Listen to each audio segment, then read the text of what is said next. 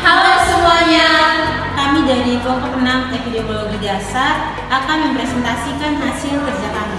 selamat menyaksikan. Halo, perkenalkan nama lengkap saya.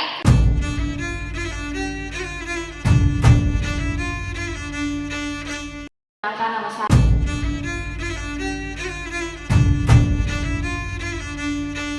Halo semuanya, perkenalkan nama saya.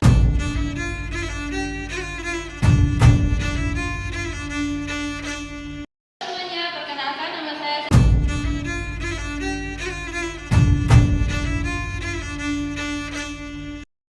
Halo semuanya, jadi pada video kali ini kami akan menjelaskan terkait dengan dasar-dasar epidemiologi, mulai dari konsep dan pengertian hingga ukuran frekuensi suatu penyakit.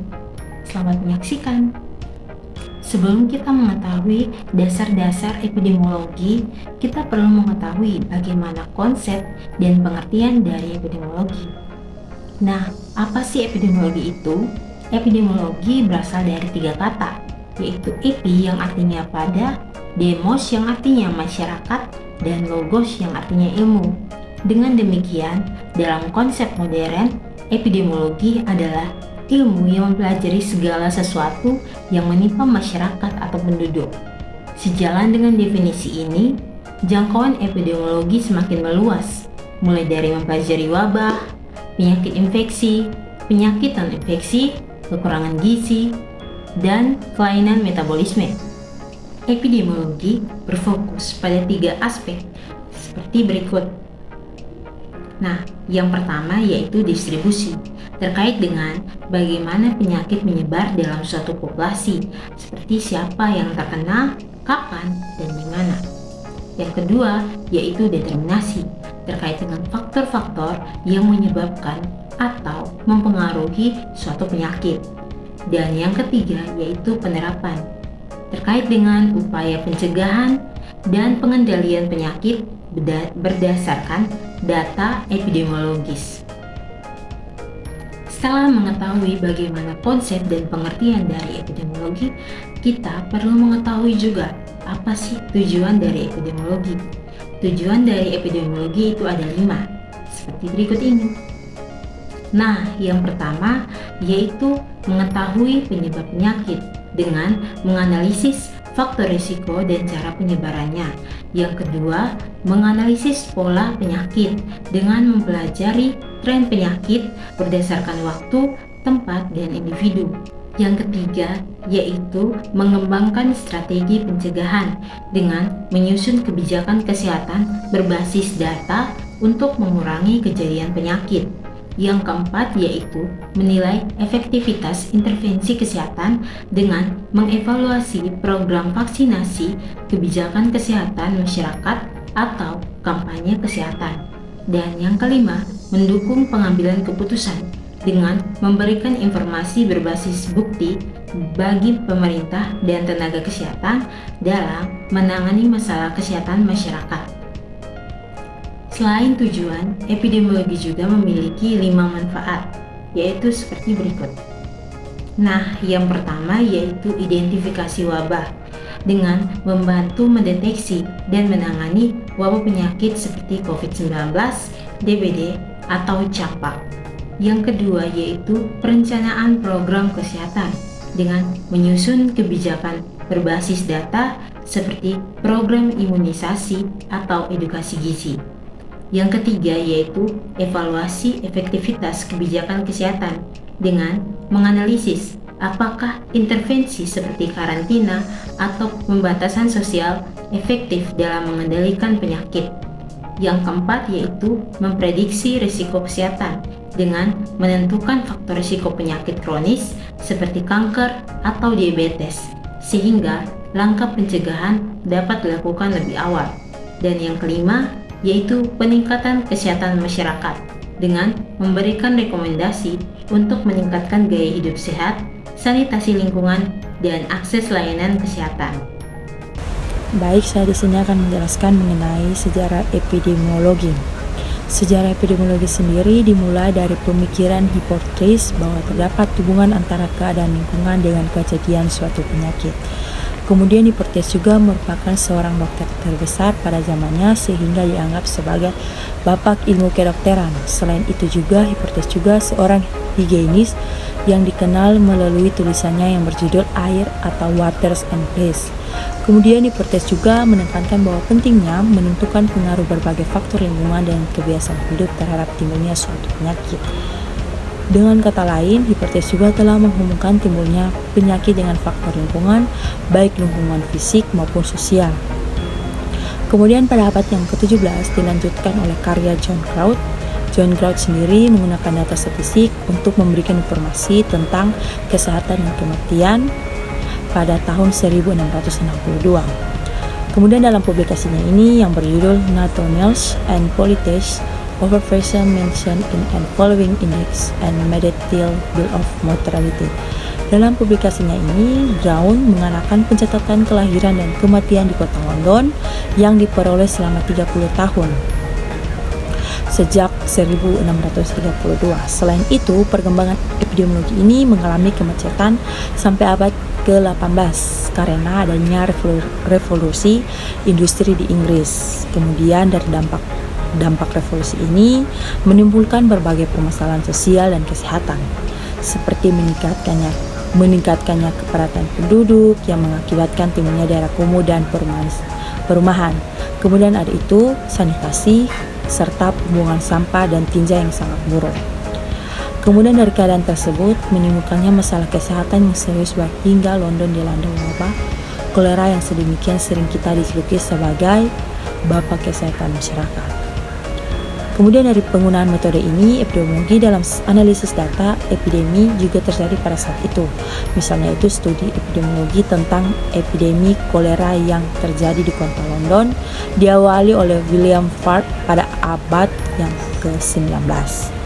Selain William Farb, pengamatan epidemiologi kolera di kota London dilakukan juga oleh Dr. Angus John Snow pada abad yang ke-20. Epidemiologi sendiri berkembang menjadi disiplin ilmu yang lebih luas, mencakup studi tentang penyakit menular, penyakit tidak menular, kemudian faktor risiko dan intervensi kesehatan. Hingga saat ini epidemiologi terus berkembang dan digunakan untuk memahami dan mengatasi masalah kesehatan global termasuk pandemi COVID-19. Selanjutnya saya akan menjelaskan juga mengenai konsep sebab akibat, yaitu konsep single dan multiple causation, kemudian kriteria kausal atau kriteria Hill.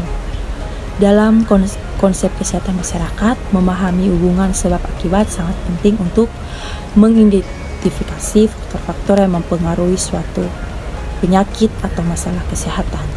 Konsep sebab akibat dalam permasalahan kesehatan masyarakat adalah suatu pendekatan yang digunakan untuk menganalisis dan memahami hubungan antara faktor-faktor yang menyebabkan suatu masalah kesehatan dan akibatnya yang timbul dari masalah tersebut.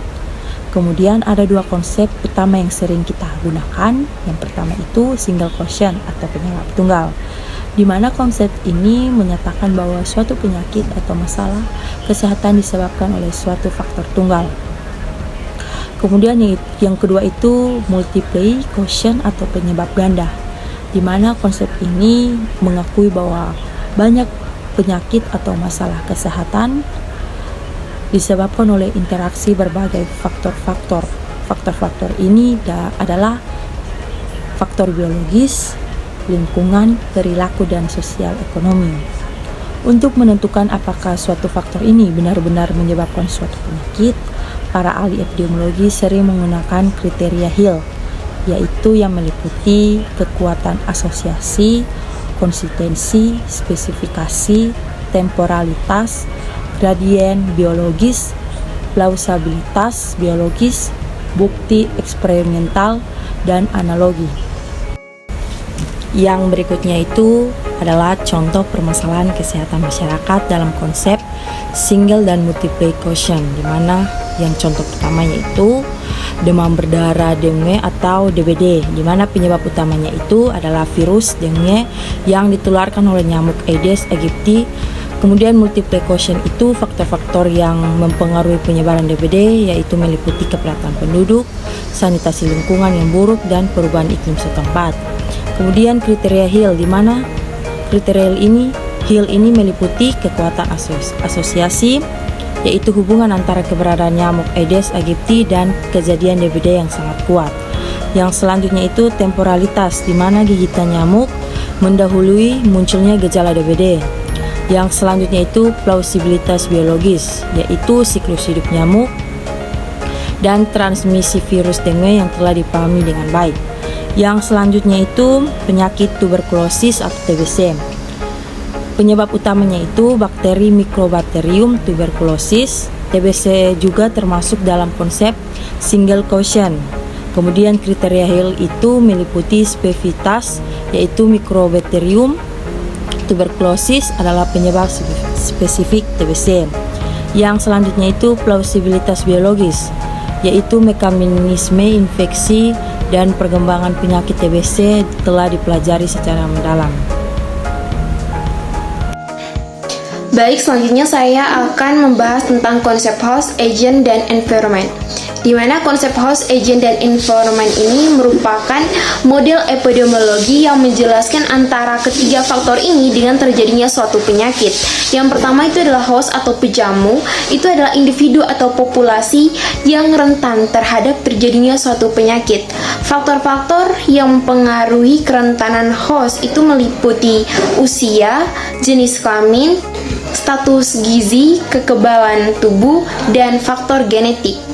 Lalu yang kedua ada agent atau penyebab, di mana faktor-faktor yang mempengaruhi agent itu meliputi virulensi atau kemampuan yang menyebabkan terjadinya suatu penyakit. Lalu ada jumlah virus dan ada kemampuan bertahan hidup di lingkungan. Yang ketiga ada environment atau lingkungan. Ini merupakan faktor-faktor eksternal yang mempengaruhi interaksi antara host dan agent. Baik, selanjutnya ada contoh penerapan konsep host, agent, dan environment dalam penyakit DBD dan TBC. Yang pertama, dalam penyakit DBD. Untuk hostnya sendiri itu ada anak-anak dan orang yang dengan sistem kekebalan tubuh yang rendah. Lalu ada yang kedua, kepadatan penduduk.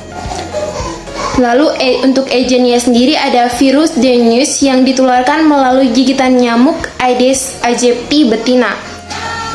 Berbagai serotip virus Dengue itu ada DN1, DN2, DN3, dan DN4 yang dapat menyebabkan tingkat keparahan penyakit yang berbeda. Lalu ada untuk environment-nya atau lingkungan, itu ada iklim tropis dengan curah hujan yang tinggi.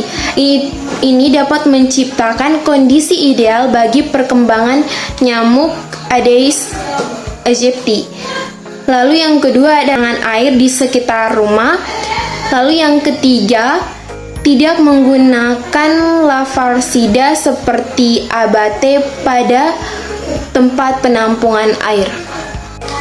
Baik, untuk penyakit yang kedua ada tuberkulosis atau TBC. Untuk hostnya sendiri ini itu merujuk pada individu yang terinfeksi bakteri Mycobacterium tuberculosis. Untuk faktor-faktor pejamu yang mempengaruhi risiko TBC ini itu meliputi sistem kekebalan tubuh, di mana sistem kekebalan tubuh yang lemah ini misalnya penderita HIV atau AIDS dan malnutrisi. Ini tuh lebih rentan terhadap terjadinya TBC aktif. Lalu yang kedua ada usia, di mana anak-anak kecil dan orang tua itu memiliki risiko yang lebih tinggi. Lalu ada genetika. Beberapa individu itu rentan atau memiliki kerentanan genetik terhadap terjadinya suatu penyakit TBC.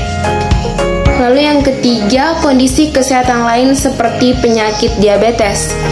Yang kedua ada agent. Ini untuk agentnya sendiri ada bakteri Mycobacterium tuberculosis. Ini merupakan penyebab utama terjadinya penyakit TBC. Lalu ada environment atau lingkungan, di mana kepadatan penduduk, ventilasi yang buruk, sanitasi yang buruk, dan kondisi sosial ekonomi atau kemiskinan dan kurangnya akses terhadap pelayanan kesehatan ini dapat meningkatkan risiko terjadinya penyakit TBC. Baik, yang selanjutnya saya akan menjelaskan tentang karakteristik orang, tempat, dan waktu dalam permasalahan kesehatan. Dalam kesehatan masyarakat sendiri, pemahaman tentang karakteristik orang, tempat, dan waktu sangat penting untuk mengidentifikasi pola penyakit, faktor risiko, dan merancang intervensi yang efektif. Dengan memahami karakteristik orang, tempat, dan waktu, kita dapat meningkatkan upaya dalam pencegahan penyakit dan mempromosikan kesehatan sehingga meningkatkan kualitas kesehatan pada masyarakat secara keseluruhan. Baik, yang pertama, penyakit DBD. Untuk karakteristik orangnya sendiri, semua orang dari segala usia ini dapat berisiko terjadi penyakit ini. Namun, anak-anak dan orang yang dengan sistem kekebalan tubuh yang rendah ini lebih rentan. Lalu, orang yang tinggal di daerah endemis DBD. Untuk karakteristik tempat, daerah, dan dengan iklim tropis dan subtropis, di mana tempat-tempat dengan genangan air seperti ban bekas, pot bunga, dan badak air yang terbuka yang menjadi tempat berkembang biak nyamuk Aedes aegypti. Lalu ada daerah perkotaan dengan kepadatan penduduk yang tinggi. Untuk karakteristik waktunya sendiri, DBD ini seringkali meningkat pada musim hujan. Ketika populasi nyamuk Aedes aegypti ini meningkat, nyamuk Aedes aegypti aktif menggigit pada pagi dan sore hari. Yang kedua, penyakit tuberkulosis atau TBC. Untuk karakteristik orang sehingga terjadinya penyakit ini adalah orang dengan sistem kekebalan tubuh yang lemah, misalnya penderita HIV atau AIDS, diabetes, atau malnutrisi. Lalu untuk karakteristik tempatnya sendiri, daerah dengan kepadatan penduduk yang tinggi. Untuk lingkungan dengan ventilasi yang buruk, tempat-tempat umum seperti penjara, rumah sakit, dan tempat penampungan. Lalu untuk karakteristik waktunya sendiri, TBC ini dapat terjadi sepanjang tahun, tetapi penularannya itu lebih mudah terjadi di tempat tertutup dengan ventilasi yang buruk. Penularan terjadi ketika seorang menghirup bakteri TBC yang dilepaskan ke udara oleh penderita TBC aktif. Baik, di sini saya akan menjelaskan mengenai riwayat alamiah penyakit. Jadi, riwayat alamiah penyakit ini adalah suatu konsep di mana untuk memahami proses penyakit dari awal hingga pada akhir suatu virus itu berlanjut. Jadi di sini saya akan menjelaskan mengenai riwayat alamiah penyakit itu. Jadi dalam riwayat alamiah penyakit ini terdapat dua kategori penyakit. Yang pertama itu ada demam berdarah, dengue atau DBD, dan penyakit tuberkulosis atau TBC. Jadi di sini penyakit pertama itu demam berdarah dengue atau DBD. Jadi dalam demam berdarah dengue ini terdapat beberapa tahap. Yang pertama itu tahap prepatogenesis.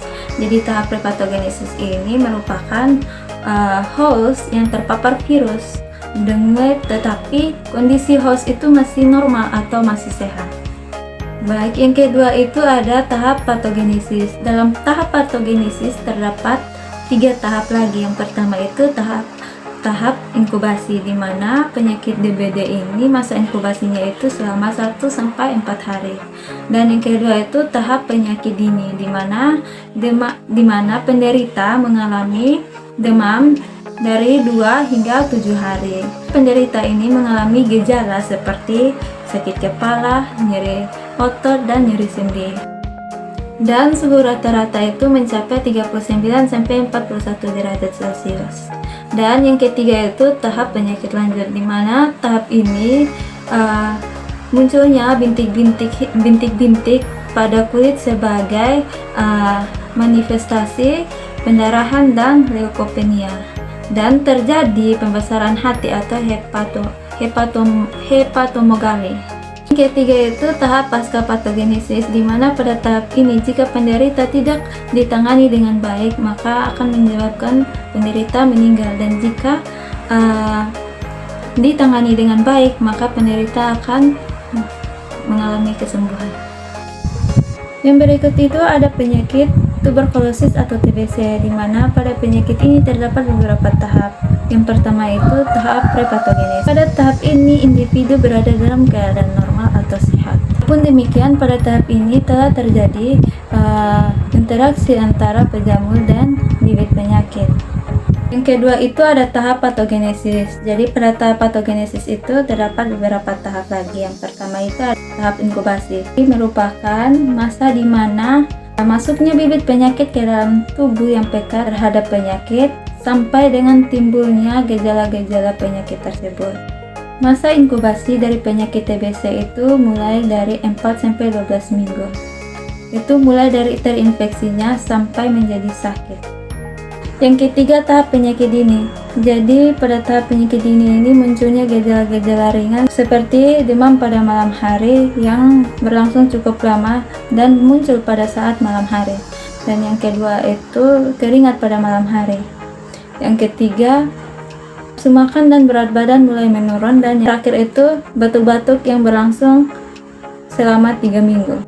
Yang terakhir itu ada tahap penyakit lanjut. Jadi pada tahap ini penyakit mulai bertambah jelas dan mulai bertambah berat, sehingga dapat melakukan diagnosis dan melakukan pengobatan lebih cepat agar dapat mencegah virus tersebut semakin menyebar ke dalam tubuh.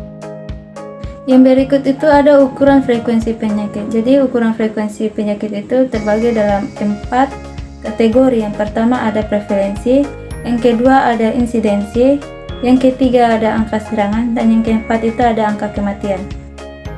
Jadi pada angka prevalensi itu terdapat jumlah penyakit pada waktu tertentu dibagi dengan jumlah populasi pada waktu itu. Yang kedua itu ada insidensi. Jadi insidensi ini sama dengan jumlah kasus penyakit yang pada waktu tertentu dibagi dengan jumlah populasi pada waktu itu. Dan yang ketiga itu ada angka serangan.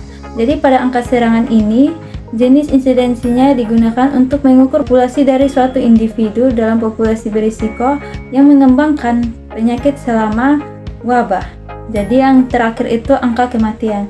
Jadi pada angka kematian ini untuk mengukur jumlah kematian akibat penyakit tersebut dalam populasi selama periode waktu tertentu, sehingga untuk memahami tingkat keparahan yang terjadi pada individu tersebut.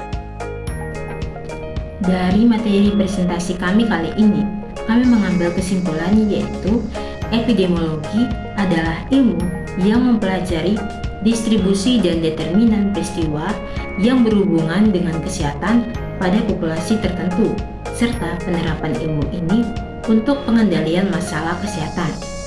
Epidemiologi bertujuan untuk memahami pola penyakit, mengidentifikasi faktor risiko, dan merencanakan intervensi kesehatan masyarakat. Dalam epidemiologi, penting untuk memahami konsep sebab akibat dan kriteria Hill yang membantu menilai hubungan kausal antara faktor risiko dan penyakit.